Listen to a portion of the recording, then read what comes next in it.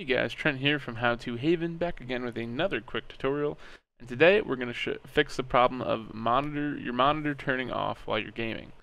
And before we get into this, I just want to ask, if this video does help you out today, please consider leaving a super thanks or just engaging in the video in any way, as it really does help me out.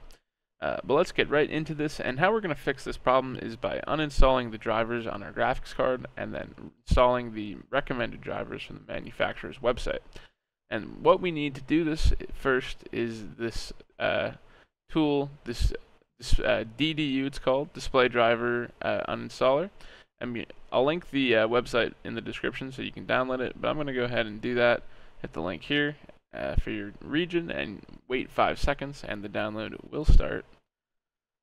So we're going to see this in the folder, going to extract it, and then we will run the setup and just hit yes to whatever. Ooh, there we go. Always such a process. Hit yes.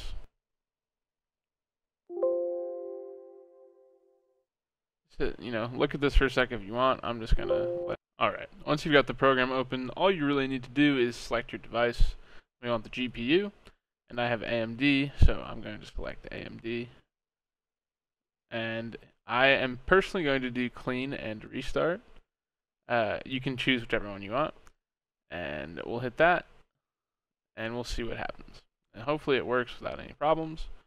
And I will see you after the restart. At some point you will notice that things are happening down here. Different things are being executed. Once this is done, your drivers will be removed and your computer will restart.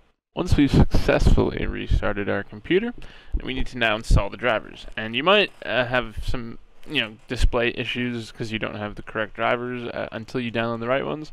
And you're going to want to download the drivers for your manufacturer, so make sure you know your GPU.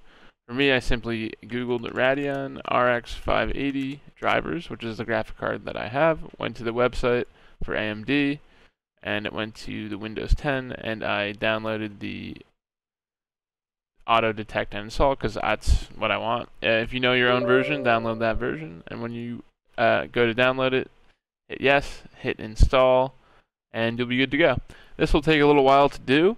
Expect at least like 15 minutes for your drivers to install, and then after that you're going to have to restart your computer. Anyways guys, this should fix your problem, and if it helped you today, you know what to do. Peace.